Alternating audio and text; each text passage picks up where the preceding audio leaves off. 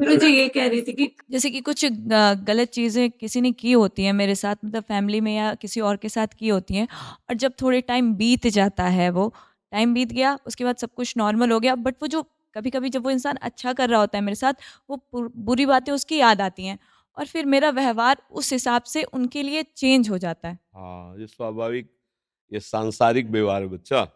इसको नष्ट करने के लिए परमार्थिक वृत्ति होनी चाहिए। देखो, सांसारिक वृत्ति और परमार्थिक में अंतर है।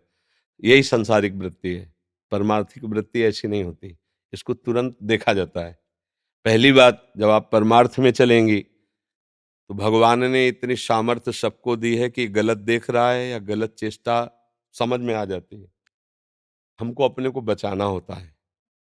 उसको भी बचाना होता है। हमें कहीं भी ऐसा अवसर नहीं देना कि सामने वाला गलत चेष्टा कर सके और हम अपने को बचा ना पावें।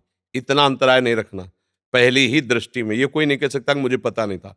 पहली ही दृष्टि में भगवान आपको बता देते हैं कि गलत देख रहा है, गलत।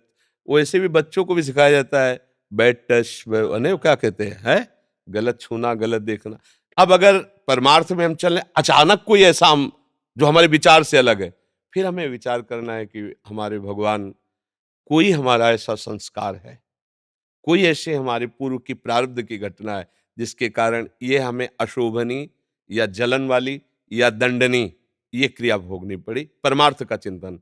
अब हम इसका कभी संग नहीं करेंगे, इससे मिलेंगे नहीं, पर इसकी निंदा भी नहीं करेंगे, क्योंकि ये ही हमारे किसी कर्म का परिहार हुआ है। अगर हम विचार करके फिर उस पर कदम रखते हैं तो ये क्रियमाण है।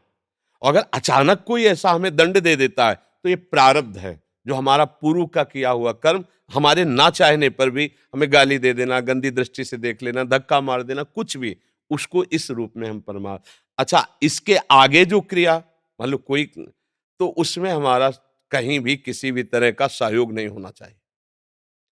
हम ये आपको बिल्कुल लिखित दे सकते हैं कि यदि आप भगवान का आश्रय लिए हैं और आप नाम जप करते हैं, तो किसी की ताकत नहीं है कि आपके धर्म के विरुद्ध आपके साथ व्यवहार कर सके।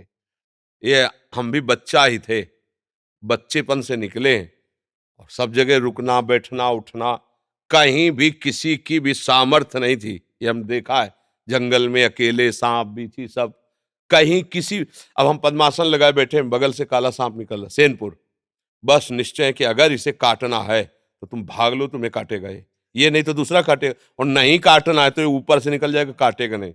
अब बंद के मंत्र जप रहे हो, धीरे से सामने से ऐसे गुजर के चल। कोई भी यहां सृष्टि में हमारा बाल भी बांका नहीं कर सकता, हमारा कर्म ही हमको गिराएगा। और अगर हम भजन कर रहे हैं तो उस कर्म को भी भगवान रोकेंगे। बच्चा, घृणा, नफरत, द्वेष, ये हमें सदैव क्लेश ही देंगे। इनका त्याग करना चाहिए, भगवान का आश्रय लेना चाहिए। भगवान ही बचा सकते हैं, वही हमारी बुद्धि को शुद्ध कर सकते हैं। नहीं तो जगत में जो इस समय भगवत विहीन आचरण चल रहे हैं, ये बड़े भयावह हैं, ये बड़े दुखदाई हैं। बचो, भगवान का आश्रय लेकर, जो आपके मित्र, जो आपके परिवार के हैं, उनको बचाओ, उनको सुख प्रदान करो, जीवन का लाभ यही है।